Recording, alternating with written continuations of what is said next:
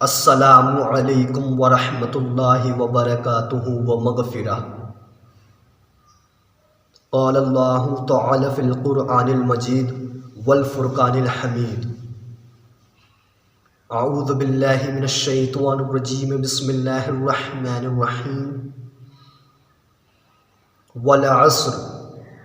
ان الانسان لفی خسر الا الذین آمنوا وعملوا الصالحات وتواصوا بالحق وتواصوا بالصبر۔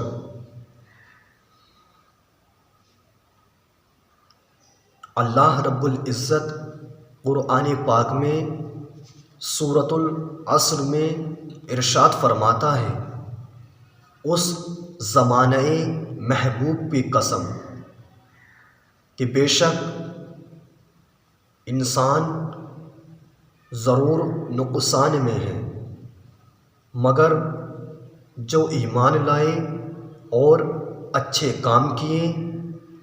اور ایک دوسرے کو حق کی تاکید کی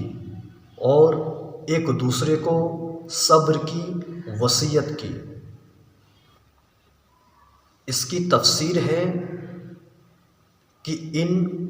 تکلیفوں اور مشقتوں کے باوجود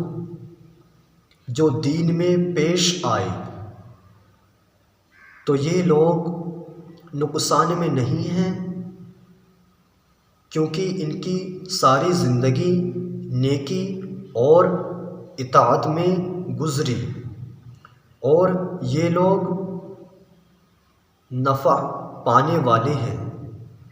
تو اس آیت کریمہ سے پتہ چلتا ہے کہ بے شک آدمی ضرور نقصان میں ہے، مگر وہ جو ایمان لائے اور اچھے کام کیے اور ایک دوسرے کو حق کی تاکید کی اور ایک دوسرے کو صبر کی وصیت کی، تو یہ لوگ کامیابی پانے والے ہیں، یہ لوگ نفع پانے والے ہیں۔ تو ہمیں چاہیے کہ ہمیں بھی اللہ اور اس کے رسول کی فرما برداری کرنی چاہیے اور ہمیں اپنی پوری زندگی نیکی اور اللہ اور اس کے رسول کی اطاعت میں گزارنی چاہیے، اللہ اور اس کے رسول کی فرما برداری میں گزارنی چاہیے، کیونکہ جو لوگ ایمان لائے اور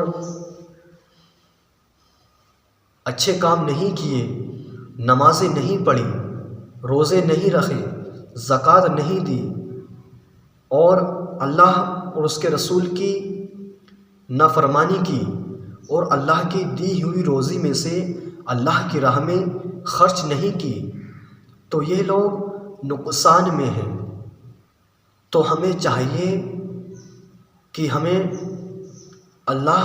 اور اس کے رسول کی فرما برداری کرنی چاہیے اور نماز قائم رکھنی چاہیے اور زکوٰۃ دینی چاہیے اور اللہ اور اس کے رسول کی سنتوں پر اور قرآن پاک پر عمل کرنا چاہیے اور اپنی پوری زندگی اللہ اور اس کے رسول کی اطاعت میں گزارنی چاہیے اور نیک کام کرنے چاہیے اور ایک دوسرے کو حق بیان کرنا چاہیے اور ایک دوسرے کو حق کی تاکید اور صبر کی وصیت کرنی چاہیے اور ایک دوسرے کو اللہ پر توقع اور یقین رکھنے کی وصیت کرنی چاہیے۔ تو اس سے اللہ ہمیں نفع دے گا، ہمیں کامیابی دے گا اور اللہ ہمیں معاف کرے گا اور اللہ ہمارے گناہوں کو معاف کرے گا اور ہم پر اپنی رحمتیں نازل کرے گا۔ تو انشاءاللہ تبارک و تعالی